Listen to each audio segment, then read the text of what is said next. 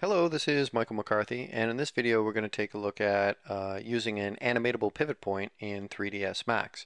Previously, in versions of 2009 and before, you really couldn't animate your pivot point for an object. So for instance, let's just create a box here in the top view, and we'll set that to 50 by 50 by 50. And you see that we have our pivot point here.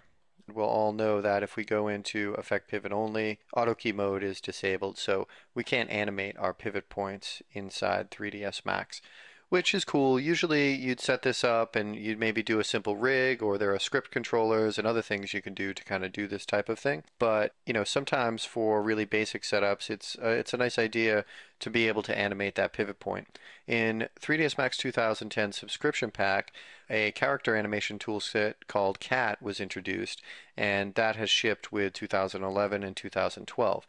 That actually gives us an extra controller that will allow us to animate a pivot point on any object. It doesn't have to be a rigged character or a character animation. We can just use it on any object at all.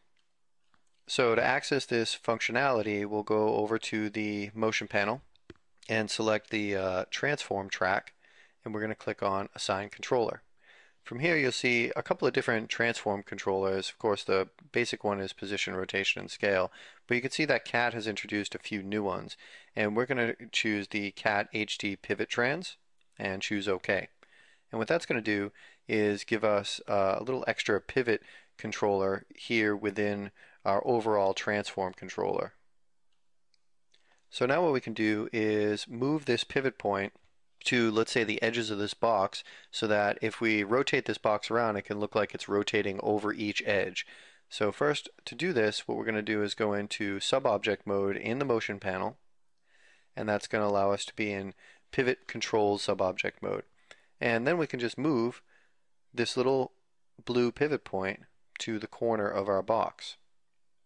I'll get out of sub-object mode there, and you'll see that even though the general pivot point is still in the middle, we're rotating around this new animatable pivot point. So I can go and start my animation. Let's go to frame 10, and I'll just animate this 90 degrees. See, we got a nice little animation there. And now I'm going to go and actually animate the pivot point to be on this leading edge now. So I'll go back into sub-object mode, and I want to set a hold keyframe. So I'm going to go back to frame 9 and just right click to create a position keyframe. And then at frame 10, over just one single frame, I'm going to move this pivot point, so it just jumps from frame to frame. And we should be able to see that here now. So there it is, goes back and forth. I'll just make that a little bit bigger. So now we can get out of sub-object mode, and we can go with our new pivot point here to frame 20, and we can rotate our box again. And we should be able to see here in this front view that we have this rolling end over end. So we can do the same thing we did before. I'm just at 19 going to hop into sub-object mode,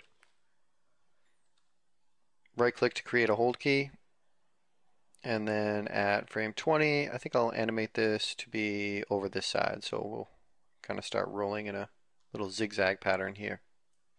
Now I can get out of sub-object mode, so my pivot point moves, and then at frame 30 I can rotate this over that edge, so we want negative 90 degrees.